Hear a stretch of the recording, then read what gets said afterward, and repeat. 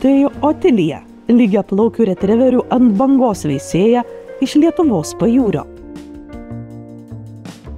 Iš kitų veisėjų ją išskiria ne tik puikus retriveriai, bet ir stiprus ryšiai, kuriuos palaiko su mylimos veislės šunų šeimininkais. Otilija Antanaitienė subūrė lygiaplaukių retriverių ant bangos bendruomenę, kurios nariai iš visų Lietuvos kraštų. Susipažinsime su šio veislyno šunis auginančia Migle, kurios gyvenimo būdas labai pasikeitė įsigijus lygiaplaukį retriverį.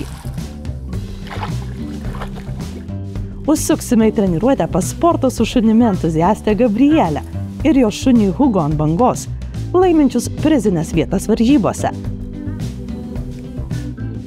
Papasakosime apie neeilinę draugystę su kito veislyno atstovais. Taip pat sužinosime, kodėl lygiaplaukių retriverių bendruomenės ant bangos nariai kasmet nekantriai laukia Otilijos ir jos aktyviausių bendražygių rengiamų susitikimų.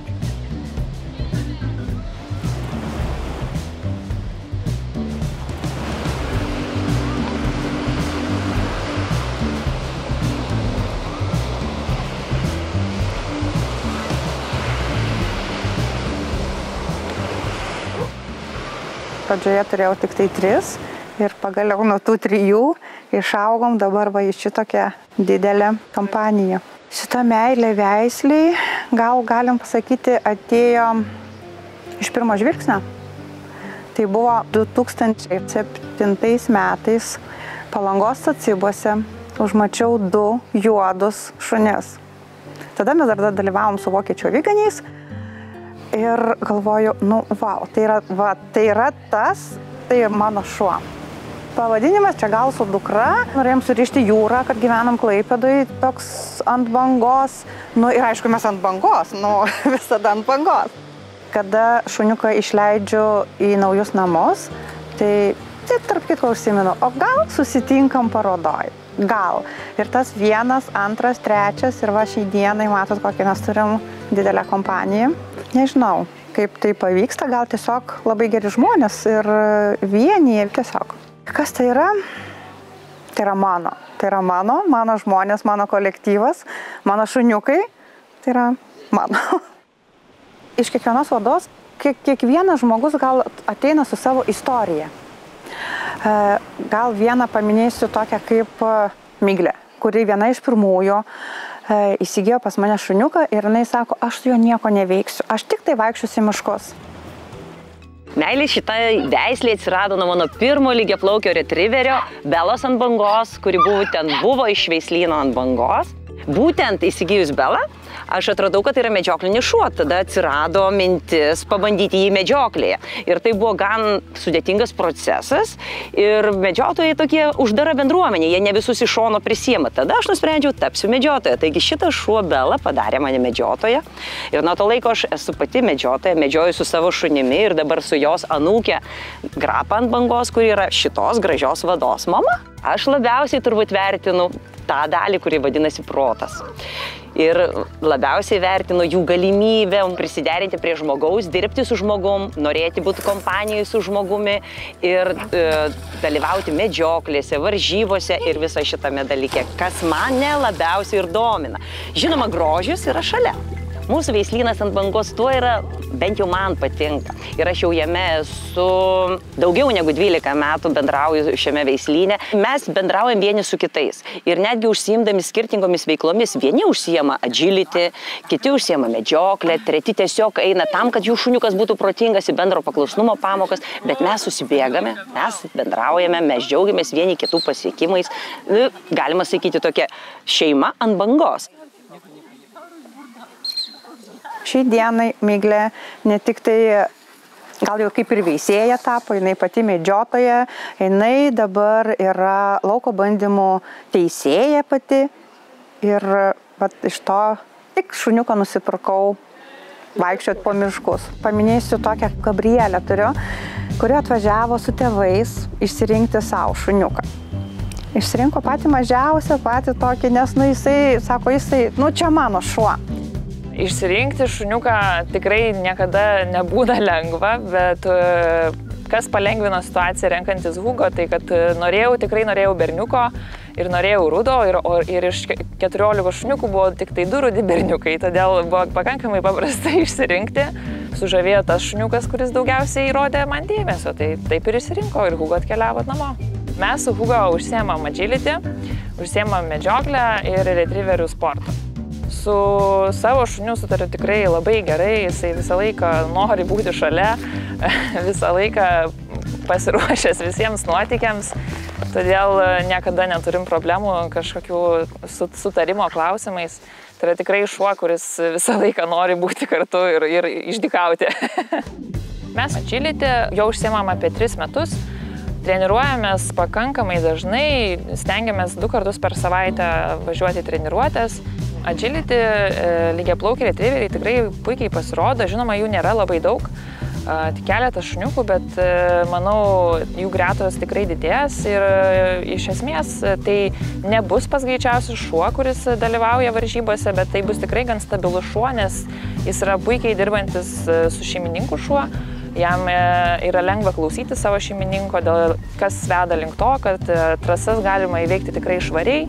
Ir bent jau mes su Hugo tikrai sėkmingai tą darome ir dažniausiai visą laiką varžybose atsistojam ant prizinių vietų, kas mane visą laiką labai džiugina ir mums sekas tikrai puikiai.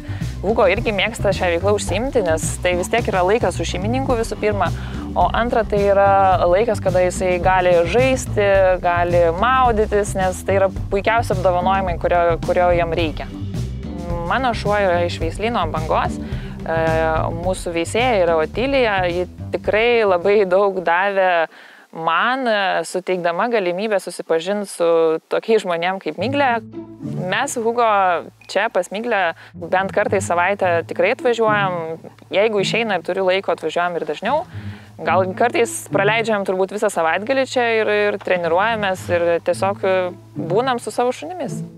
Mes darome bendras treniruotės ir realiai esame jau tokiam bendravime, kad ne tai, kad aš ją mokau, bet ir jinai mane nemažai ko gali jau pamokyti. Paruošti šunį medžioklei arba varžybom reikalingas ne vienas žmogus. Todėl esu labai patenkinta, kad atsirado mūsų šeimoje Gabrielė, o dabar tikiuosi, su šitais mažiukais atsiras ir dar daugiau. Su kitais lygiaplaukių retrieverių šeimininkais taip pat palaikom ryšius.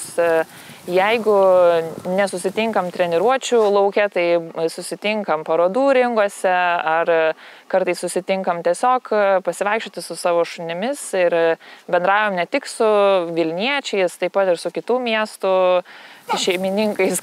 Hugo gal vienintelis toks yra, kuris universalus lygiaplaukis. Jisai ir agility, jisai ir lauko bandymuose, jisai parodose dalyvauja, visur jo pilna yra.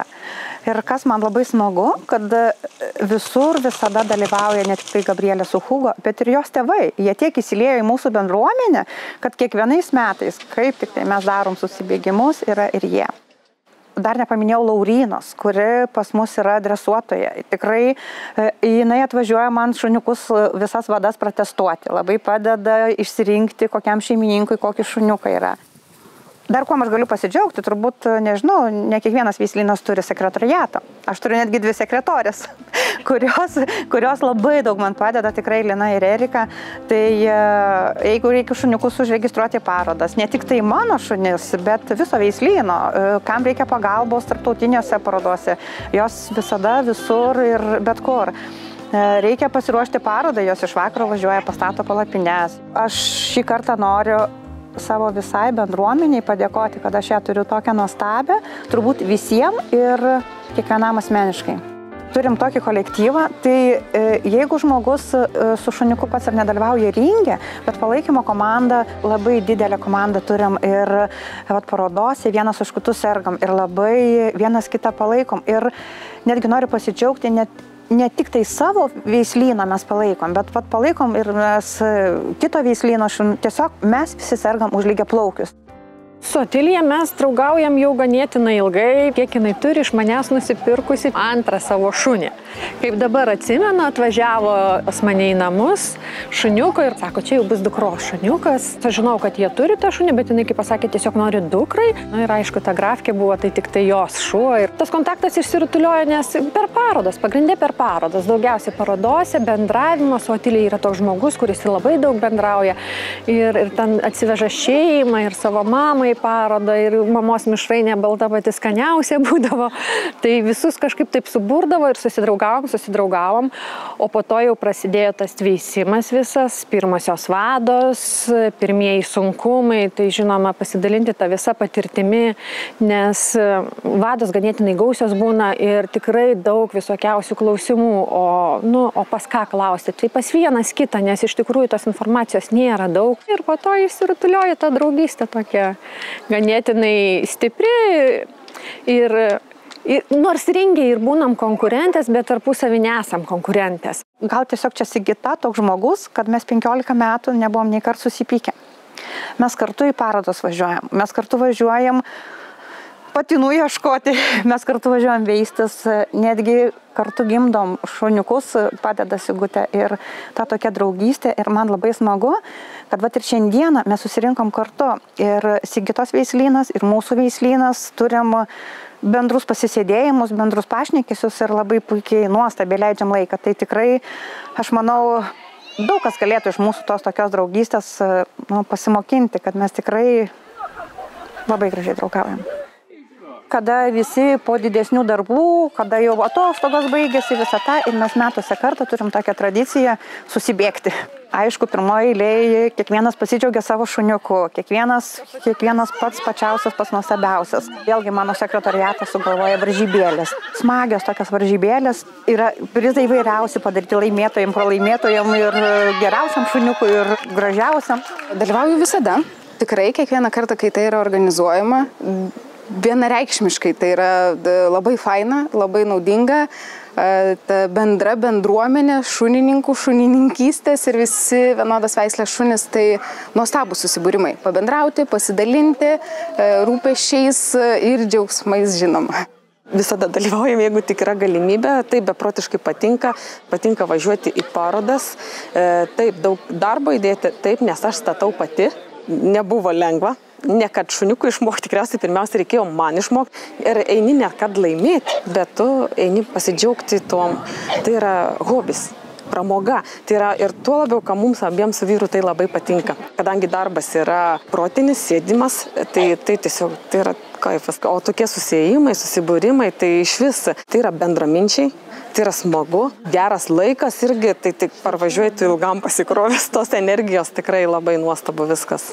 Atvažiavo pas mane išsirinkti šuniuką Tomą su Gedeminu ir sako, mes iš Plungės, norim šuniuką. Bet mes gal į parodas eisim, mes gal ir veis norėsim. Galvoju.